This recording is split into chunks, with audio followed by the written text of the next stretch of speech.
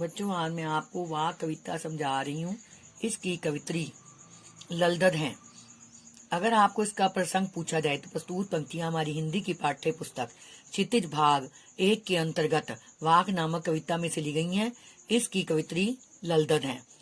इसमें रस्सी कच्चे धागे की खींच रही मैं नाव, नाव आत्मा रूपी नाव, कच्चे धागे की शरीर रूपी सहारे, शरीर के सहारे, जाने कब सुन मेरी पुकार पुकार प्रार्थना, देव भव सागर पार, भव सागर संसार रूपी सागर, पानी टपके कच्चे सकोरे, सकोरे मिट्टी, कच्चे मिट्टी के बर्तन, मिट्टी का कुल्हड़, व्यर्थ प्रयास हो रहे हैं मेरे, व्यर्थ बेकार हो रहे हैं प्रयास, जी में उठती रह रह हुक, रह रह हुक, हुक का अर्थ है कसक पैदा करना, घर जाने की चाह है घेरे। इसमें कवित्री कहती है कि मैं आत्मा रूपी नाव को कच्चे धागे से खींच रही हूँ। फिर देख लो भावार्थ इसका। कवित्री का मानना है कि आत्मा रूपी नाव को मैं कच्चे धागे से खींच रही हूँ।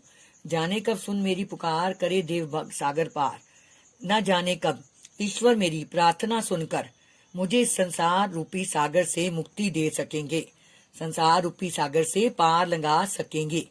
पानी टपके कच्चे सकोरे, व्यर्थ प्रयास हो रहे मेरे, मेरे सारे प्रयास ऐसे व्यर्थ हो रहे हैं जैसे जो है मिट्टी के कच्चे सकोरे पर पानी पड़े तो वे टूट जाते हैं, वैसे ही मेरे प्रयास व्यर्थ हो रहे हैं। जी में उठती रह रह हुक, घर जाने की चाह है घेरे, हुक मैंने कसक, मेरे मन में बार बार मुक्ति पाकर ईश्वर के निकट जाने की चाह उत्पन्न होती है, इच्छा उत्पन्न होती है। काव्य सौंदर्य बच्चों, काव्य सौंदर्य में इसके बारे में लिखना होता है। इसमें कवित्री ने परमात्मा की शरण प्राप्त करने की कामना की है। और नंबर 2, इसमें प्रतीकात्मक शैली का प्रयोग सहज रूप से किया गया है। नंबर 3, इसमें तत्सम शब्द हैं जो संस्कृत से आए हैं। नंबर 4, रह रह में पुनरुक्ति प्रकाश अलंकार है। भव सागर पार में कौन सा अलंकार है? रूपक, संसार रूपी सागर। जहाँ उपमेय को उपमान मान लिया जाता है वहाँ रूपक अलंकार होता है। भव सागर में रूपक अलंकार है। इसमें शांत रस है और प्रसाद गुण ने कथन को सस्ता प्रदान की है। इसकी भाषा कौन सी है? इसकी भाषा सरल कश्मीरी है। वाक शब्द का क्या अर्थ है? वाक शब्द का अर्थ है वाणी, शब्द अथवा कथन।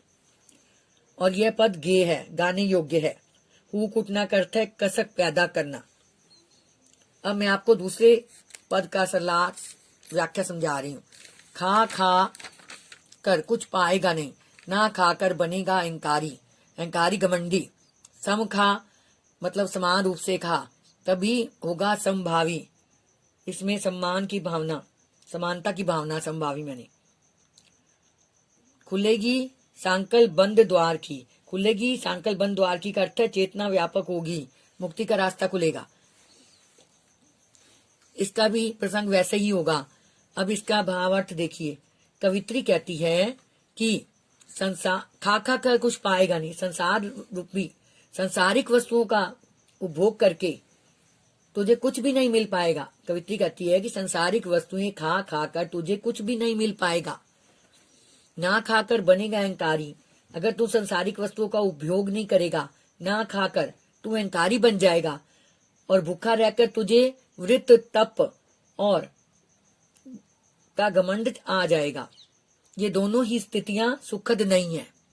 सम खा तभी होगा समभावी, इसलिए तुझे खाना है तो सम खा, संसारिक वस्तुओं का उपभोग करना है तो जितनी जरूरत है उतना ही उपभोग कर, अर्थात अपने अंतःकरण और बाहरी इंद्रियों पर नियंत्रण कर। खुलेगी सांकल बंद द्वार की, इससे बंद दरवाजे की सांकल खुल जाएगी, अर्थात मोक्ष का नया रास्ता दिखाई देगा।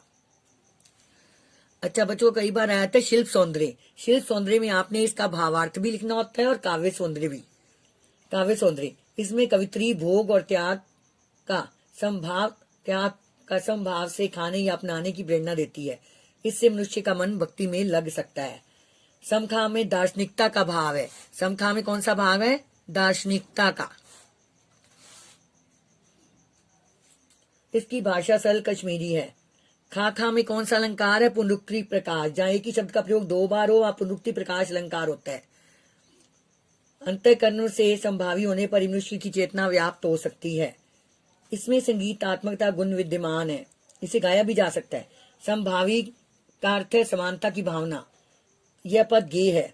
खुलेगी बंद द्वार की सांकल में चेतना व्याप्त होगी, इसका अर्थ है। बच्चों, ये सलाहत आपने याद करनी भी है और लिखने भी हैं।